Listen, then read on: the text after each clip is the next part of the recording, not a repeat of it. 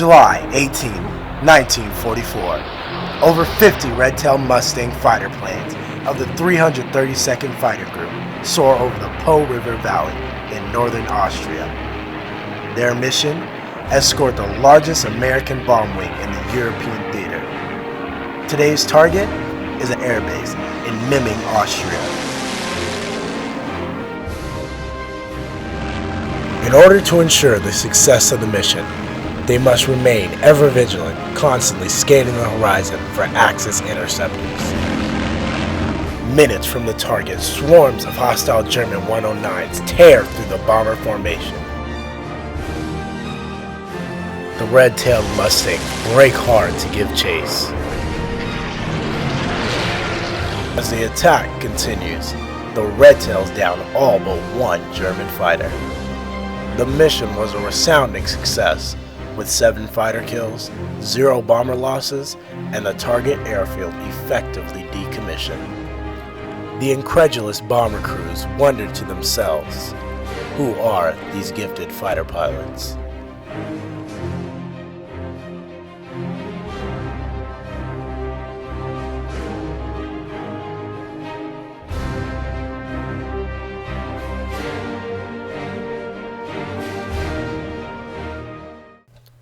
The existence of strong prejudice toward blacks in America was not entirely unique. Its ability to survive was. Despite the distinguished service of many black units in the name of the nation during the Revolutionary, Mexican, Civil, Indian, and First World Wars, the ubiquity of this sentiment permeated to the very core of military society. The most recent and remarkable of these units being the 369th All-Black Infantry Regiment. During their tour on the Western Front, the 369th spent over 6 months on the front line, longer than any other American unit. For this accomplishment, as well as exceptional bravery in combat, they were awarded the American Legion of Merit and the French Cross of War, becoming known as the Harlem Hellfighters. The success of the Hellfighters in proving that blacks can not only be entrusted with all the expectations of a white unit, but also to exceed them, helped pave the way for the creation of the Tuskegee Airmen.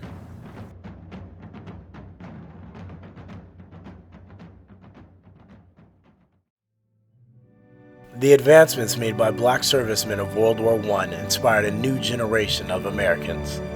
Their exploits and clear competency in combat roles sparked nearly 2 decades of fierce debate over the capability of blacks to serve in more technically demanding roles.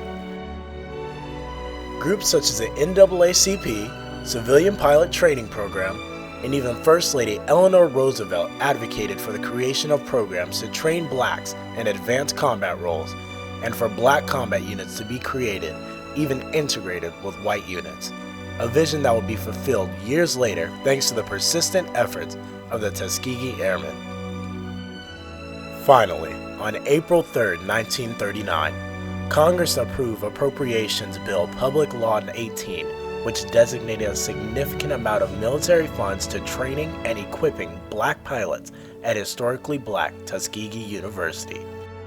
For the first time in its history, the United States Armed Forces were entrusting all black pilots, ground crews, navigators, radiomen, bombardiers, and gunners with some of the most expensive and complex pieces of equipment at their disposal, a concept truly revolutionary for its time.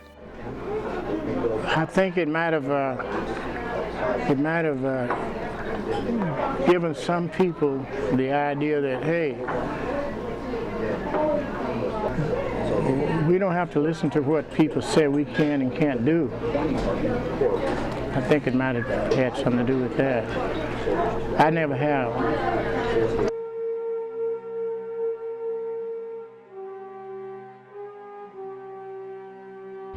A date which will live in infamy.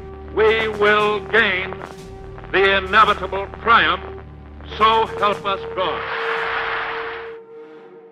On December 7, 1941, the now infamous attack of Pearl Harbor by the Japanese fleet took place. War was declared the next day. On December 11, 1941, Germany declares war on the U.S. Through a potent mixture of surprise warfare and swift mechanization, Hitler and the Axis had claimed a massive swath of the globe. A major component of this new military strategy relied on maintaining air superiority, keeping the skies clear of the enemy bombers while allowing one to cripple their enemy's war machines with their own. Eager to prove themselves, the men of the 332nd Fighter Group were sent to the European theater to protect the massive bomber squadrons. The airmen quickly received a reputation as extremely adept pilots, managing to claim many enemy fighters while never losing a single bomber. Irrespective of their achievements, the 332nd were met with adverse reactions from their fellow pilots, which they struggled to overcome. We had so many of them washed out, not because they weren't good, but they didn't want too many of us. So we had some better guys washed out than some better than some of the white guys that made it. There were only 2 blacks in my squadron, myself and another guy. And they had never seen blacks around airplanes. And they, you can tell when a person doesn't trust you. This reaction of mistrust would only strengthen the Tuskegee Airmen's resolve to gain the respect of their peers. They didn't know they were black. Right, so that was like the... Once you put your goggles on, your oxygen mask, gloves,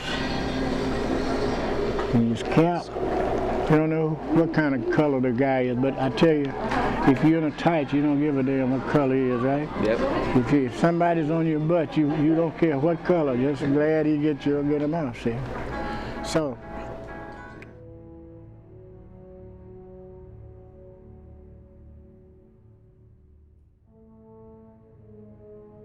just as the Harlem Hellfighters had inspired the Tuskegee Airmen to fight, the black servicemen and women of World War II inspired fighters of a new kind. These warriors would not travel vast distances to do battle with foreign foes in alien lands, but would find their fights at home and their enemies in their neighbors. On December 6 of 1946, Truman appoints a Presidential Committee on Civil Rights. The committee echoes earlier criticism of segregation within the armed forces, stating that nothing could be more tragic for the future attitude of our people and for the unity of our nation than a program in which our federal government forced our young manhood to live for any period of time in an atmosphere which emphasized or bred class or racial difference. After a number of other landmark reports, Truman issues an executive order in 1948 to abolish all remaining forms of segregation and racial discrimination in the armed forces, known simply as Executive Order 9981. Though the Army, Navy, and Marine Corps lagged behind in complying with this order, the Air Force, the successor of the Army Air Corps, under which the Tuskegee Airmen served, had a plan to fully integrate their forces on Truman's desk within a few months. The Air Force's plan, unlike those of the other branches of the military, dictates that servicemen are to be placed solely by merit, with no respect paid toward race, religion, or creed. For these and other achievements, the Tuskegee Airmen were awarded the Congressional Medal of Honor in 2008. I happen to be a pilot, retired military pilot, very proud of that. I happen to be black. If we want to look at people that we want to emulate, I would just like to draw people's attention to the Tuskegee Airmen and one of my heroes, Benjamin O. Davis Jr. Those guys are the reason that I got to wear wings. And they're the reason I got to serve my country. And they were great Americans, and they didn't complain about anything. if you don't give up, anything you can encounter can be hard. If you don't give up, you'll make it. You have to squeeze the grape to get the wine, right?